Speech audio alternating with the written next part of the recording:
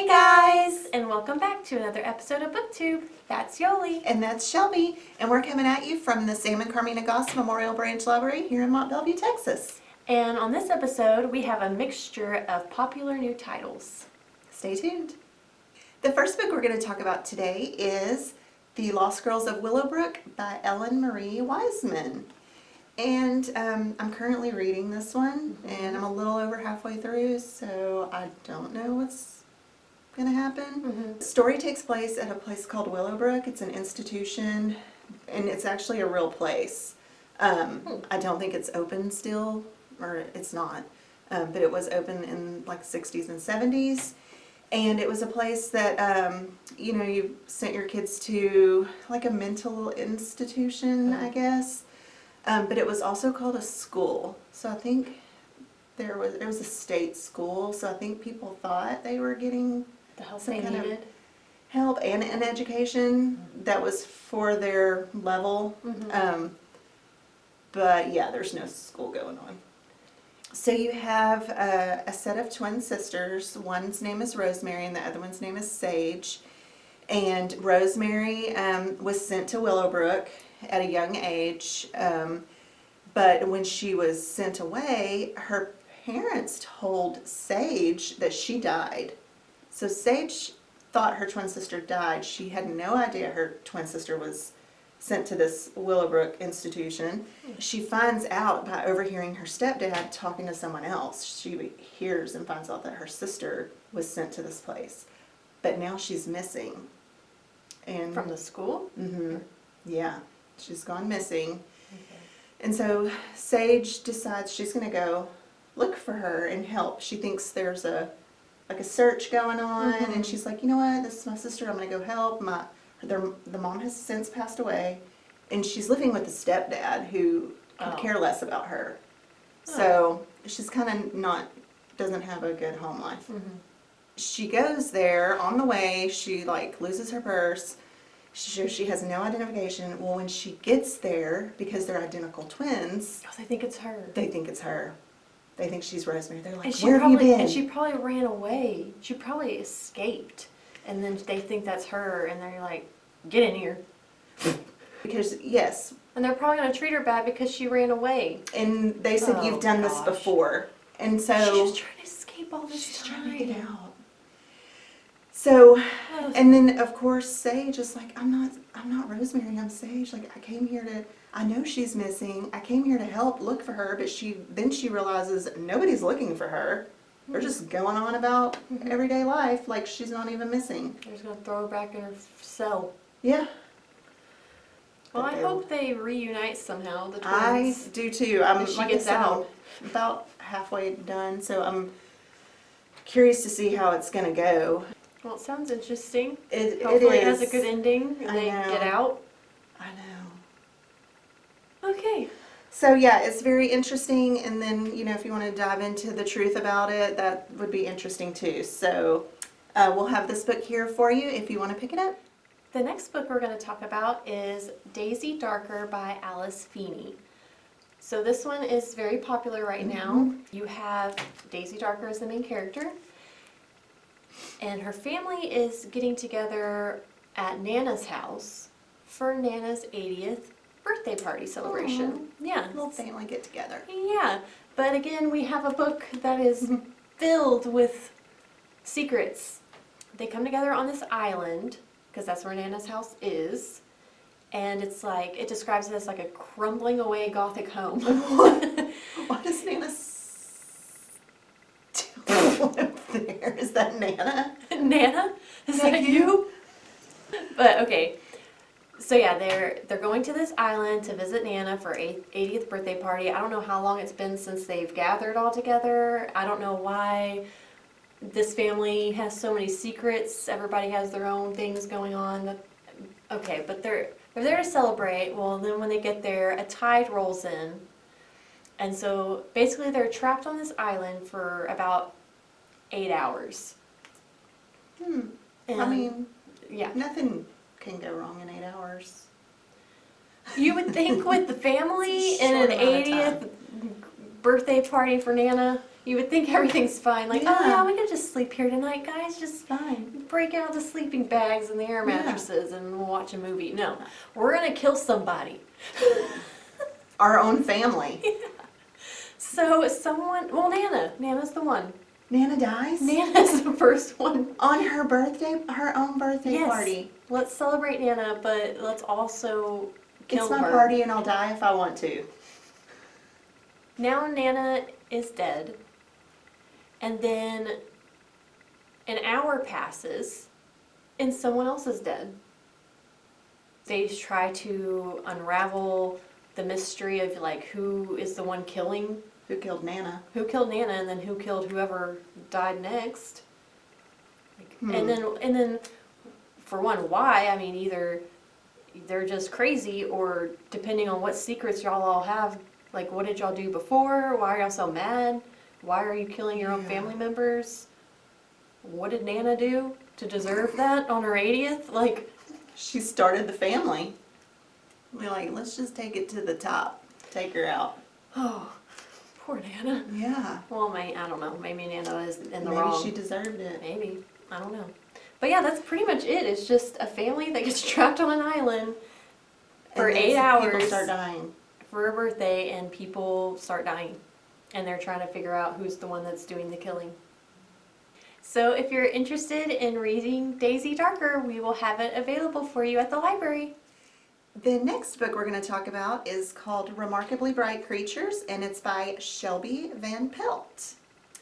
This is not a thriller, it's just a regular adult fiction. But I do see this one everywhere. Everyone has fallen in love with Marcellus the octopus. The octopus. The 8-armed friend. Okay. So you have a lady named Tova. She's the main character, and she has her husband has passed away. So he passes away. She's gone to work at an aquarium, and somewhere in there, at some point, her son has also disappeared. Okay. So she's a recent widow, I guess, and now her son is missing. And I don't know how Marcellus Speaks? comes to know this and speaks, but he wants to help her find her son. Okay. He's like a little detective. I don't know, because, like, how do they communicate? He doesn't talk. He's an octopus. Maybe But it read his says, mind. Marcellus knows more than anyone can imagine, but wouldn't dream of lifting one of his 8 arms for his human captors, until he forms a remarkable friendship with Tova. So just because she's feeding him his little octopus food, he really likes her? I mean, he can't speak. No. He cannot speak. Sure, like, so it has to be like, She's reading his mind. yeah, they're just, I've got it. I know exactly what you're saying. okay. Ever the detective, Marcellus deduces what happened the night Tova's son disappeared, and now he must use every trick in his old invertebrate body can muster to unearth the truth for her before Does it's she too late. bottle him up and take him with her? Doesn't he need water? I mean, I To said, live? like in a bottle. She just jars him up and like, here's my home and this is where my son was, and Look, Marcellus, find out what happened. I have no idea. Like, how does I don't know how it works. this octopus that's been in this aquarium is all of a sudden just like, yes, I know how your son there disappeared. was a man in the middle of the night. So, Okay, detective octopus. Marcellus, Marcellus. the octopus. detective, yeah. Okay, helps unravel a mystery. Hmm. Friendly guy. Yeah, and people are now in love with Marcellus, like that's what they're saying on social media. Sounds fun. Yeah, I think it would be. Yeah. So, well, if you would like to see how Marcellus unravels this mystery, then you can pick this one up here at the library. The next book we're going to talk about is Wrong Place, Wrong Time by Gillian McAllister. This one is it's got something going on. I'm confused reading the description of this. You have a mom waiting up for her 17-year-old son who has passed curfew. In trouble. Yeah. So she's up and she's waiting, like, where is he at? And then she glances out the window and happens to see him, and she's like, oh, there he is. But then he's not alone. Okay, is he a friend? He's with a friend. I don't. Hopefully. I don't think this is a friend. So you're watching this through the window. He's there. There's another person. He turns around and walks up to this person and shoots them. Oh, the kid? Her son. She sees him shoot someone else? Yes. So you see your son shoot someone dead. What do you do? You have no answers. Do you turn him in? It doesn't say what she does. It just says she witnesses it. I'm not sure at that point if he comes inside or like where he goes. All I know is like she's freaking out. She's in total shock. She's like, he's ruined his life. What do I do? Like he just killed somebody. Is he gonna freak out if he realizes she knows? Yeah. You know what I mean? So there's a lot of questions with that. But this is where it gets just weird. She falls asleep eventually. Okay. Okay. She wakes up and it's the day before. It's the day, so it's yesterday. So it's the night that it happens. She wakes up. So maybe she gonna try to stop it? Okay.